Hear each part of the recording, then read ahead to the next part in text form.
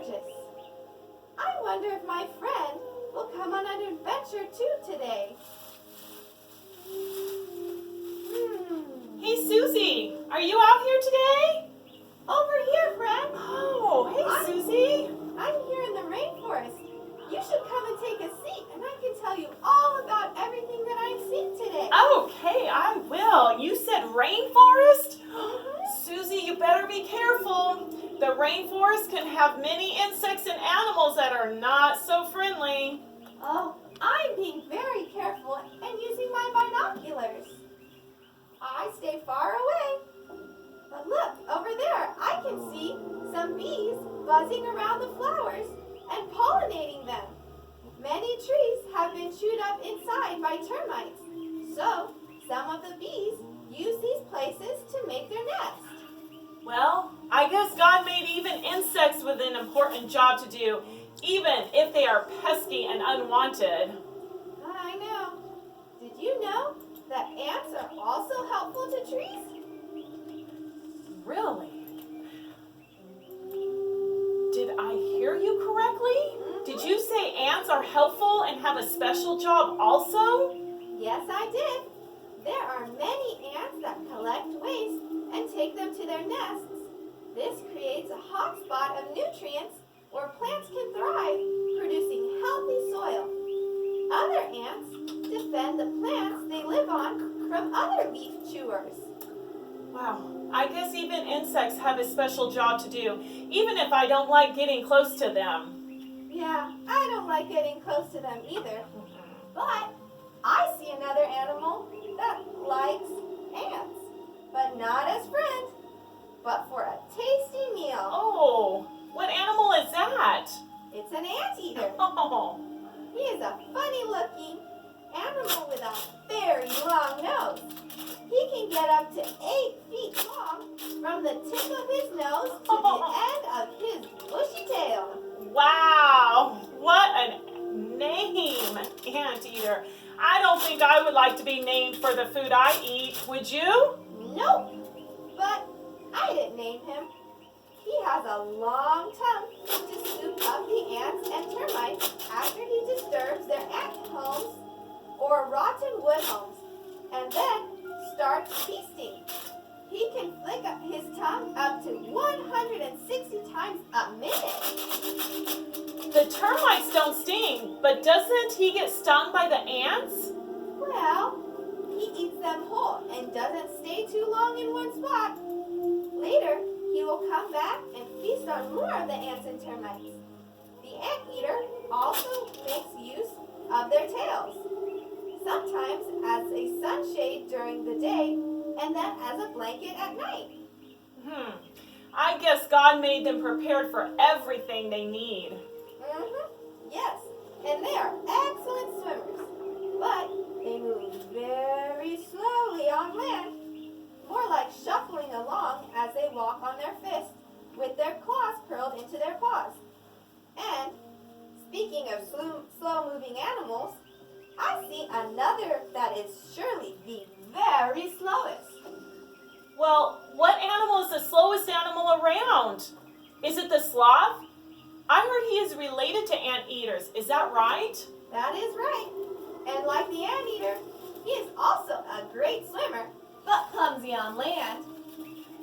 I am surprised you saw him. I hear he is very, very shy and will move to the opposite side of a tree when anyone approaches him. Doesn't he eat and sleep upside down? That is also true. But I am looking through my binoculars, and he doesn't see me. His coarse brown fur makes him blend in with the other tree branches. His fur is full of algae, which attracts ticks, mites, beetles, and moths, and other little creepy crawlies, and he has claws. Don't their curved claws help them to hang on tightly to tree branches and also to defend themselves? I hear the two-toed sloth, or is it three-toed sloth, sleep a lot. He does sleep a lot, like a koala bear, because the leaves they eat take a long time to digest. And I can see another animal. that likes to eat leaves too. It is related to the giraffe. Well, you're not talking about the okapi, are you? That is really an odd-looking animal. You are definitely right. They have black and white stripes on their legs and rear end, a brown body like a horse, with a long face much like the giraffe with pointy ears. And they like to eat leaves just like the giraffe, but of course from much shorter branches. Does his zebra stripes and brown body help him blend into the rainforest? Yes, and his shorter body helps him dodge hanging branches from trees as well as see the roots, tree trunks to avoid. Their long tongue helps them strip leaves off of the trees and sort of pruning them, letting in more sunlight and fresh air.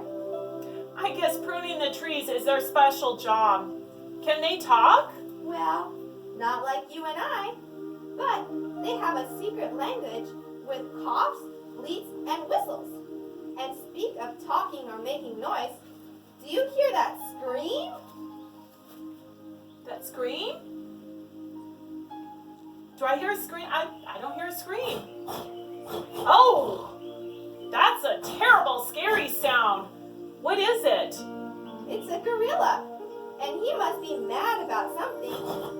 First, he hoots, then he throws food and beats his chest, kicking in the air and thumping the ground with his palms of his hands. Well, don't let him see you. Gorillas are big and stocky with broad chests and shoulders with hands much like ours. I wouldn't want him to pound on you. Oh, he's not mad at me. He's mad at another silverback gorilla trying to take over his territory. They are usually very peaceful and family-oriented. They walk on their hands as well as their legs and often take rest periods. Does a silverback gorilla take care of his troop or family as we would say? Yes, he is responsible for the family safety and to lead them each day to a good food supply. They eat leaves, stems, fruits, seeds, roots, and even ants and termites. As they move from place to place, they fertilize the soil and new plants spring up. I guess everything God made has a special job, just like you and me, Susie. You are right. And I better get home because my special job right now is to set table for supper. Goodbye, friend. Goodbye, Susie. Goodbye, kids. Join us next Sabbath to see what other adventures Susie discovers. Goodbye.